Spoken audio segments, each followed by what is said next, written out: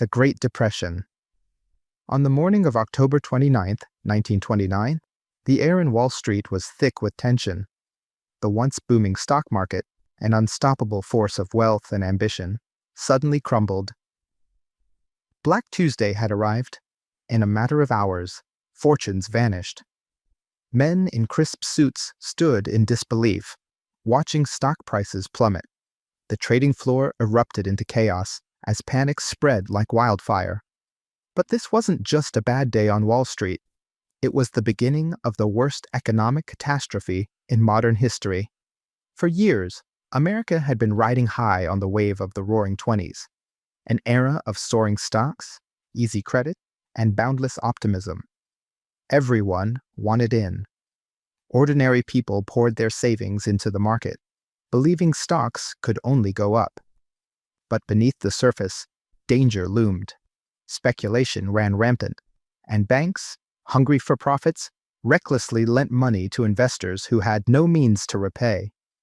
The market had become a fragile house of cards, and on that fateful October day, it all came crashing down. As stock prices collapsed, the domino effect began. Banks, heavily invested in the market, failed one after another. Families rushed to withdraw their life savings, only to find locked doors and empty vaults. Businesses crumbled. Jobs disappeared. Unemployment skyrocketed to a staggering 25%. Breadlines stretched for blocks. In rural America, farmers lost their land to ruthless foreclosures, while the Dust Bowl turned once fertile fields into barren wastelands. The pain wasn't confined to the U.S.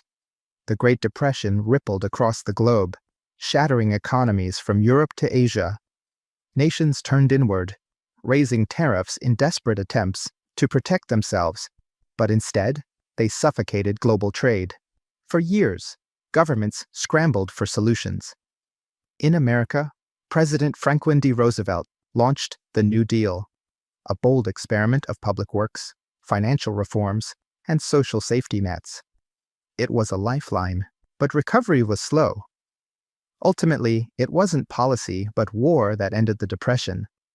The outbreak of World War II reignited industry, fueled mass employment, and restored economic stability. The 1973 oil crisis.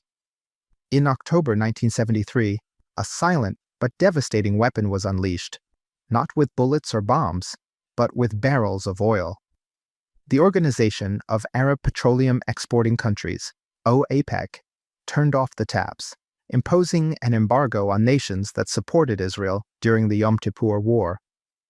Almost overnight, the world's most powerful economies found themselves gasping for fuel. What followed was economic chaos on an unprecedented scale. Oil prices didn't just rise, they quadrupled, jumping from $3 per barrel to nearly $12. Gas stations in the United States became battlegrounds. Endless lines of desperate drivers snaked around blocks, waiting hours for a rationed tank of gas. Some stations ran dry. Others imposed limits. Suddenly, a routine trip to work or the grocery store became a costly decision. But the crisis was more than just an inconvenience at the pump. It sent shockwaves through the global economy. The cost of everything, from food to transportation, skyrocketed. Businesses, crippled by soaring production costs, cut back on operations. Jobs vanished. Inflation soared. Growth stalled. Economists scrambled for answers as the world faced a terrifying new reality. Stagflation, a rare and devastating mix of stagnant growth, rising unemployment, and runaway inflation. This wasn't just an oil crisis, it was an energy wake-up call. Industrialized nations had long relied on cheap Middle Eastern oil, but now that dependency had turned into a vulnerability. Governments were forced to rethink their energy strategies. The crisis pushed the world toward new solutions: fuel efficiency, alternative energy sources, and strategic oil reserves. The power dynamic had also shifted. Oil-exporting nations, once seen as suppliers, had become economic kingmakers, holding immense leverage over the world's most powerful economies. The 2008 global financial crisis.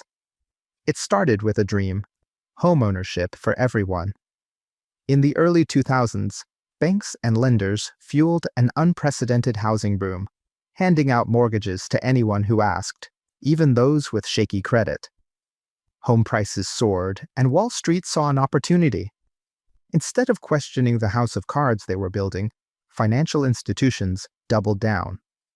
Banks bundled risky subprime loans into complex financial products called mortgage-backed securities, or MBS, and collateralized debt obligations, or CDOs.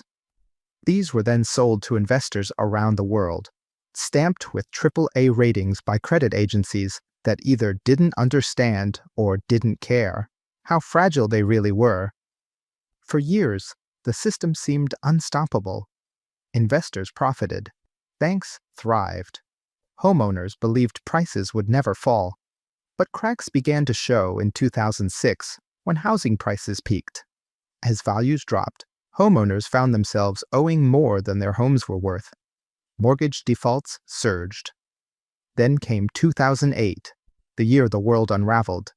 Lehman Brothers, a giant investment bank, collapsed overnight, sending shockwaves through global markets. The financial system, built on bad debt and reckless speculation, froze. Banks stopped lending. Stock markets nosedived. Trillions of dollars vanished. Governments scrambled to prevent total economic collapse. The U.S. government poured $700 billion into failing banks through the Troubled Asset Relief Program, TARP. Central banks slashed interest rates to near zero. Stimulus packages flooded the economy in a desperate attempt to restore confidence. But for millions, the damage was done. Homes foreclosed. Jobs disappeared. Savings evaporated. The crisis plunged the world into a deep recession, exposing the greed, poor oversight, and systemic fragility that had fueled the meltdown. In the aftermath, governments imposed tighter regulations, including the Dodd-Frank Act, aimed at preventing another catastrophe: the COVID-19 pandemic. At the start of 2020, the stock market was unstoppable. The S&P 500 and Dow Jones were soaring to record highs, fueled by a strong economy and investor optimism. But in the shadows, an unseen threat was spreading, one that would bring markets to their knees faster than ever before.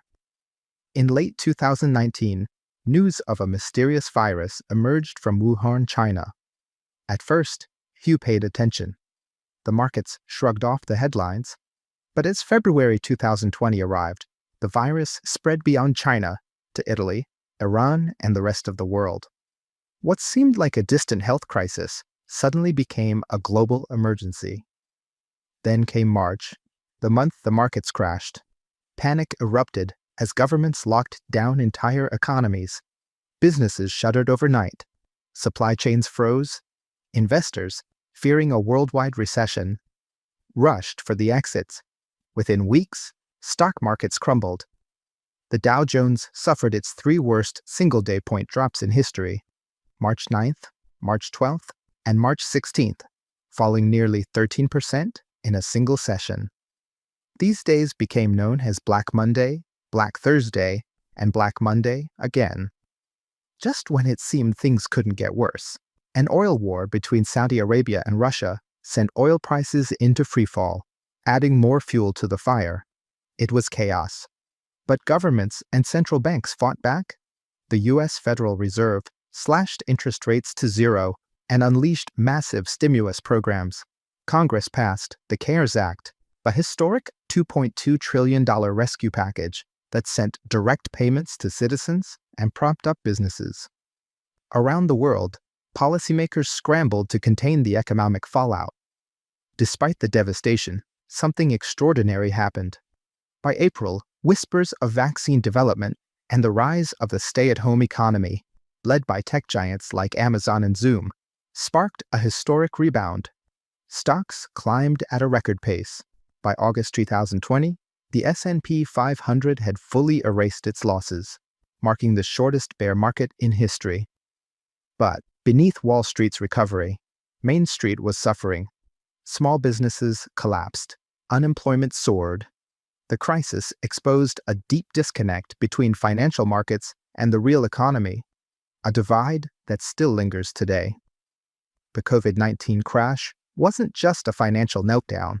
It was a reminder of how fast fear can spread, how crucial government intervention can be, and how unpredictable the global economy truly is. Because in 2020, the markets didn't just fall. They plummeted, rebounded, and left the world forever changed. History has shown us, again and again, that no economy is immune. Crashes happen fast, recoveries are slow, and the lessons are often forgotten. So the question is, what will trigger the next collapse?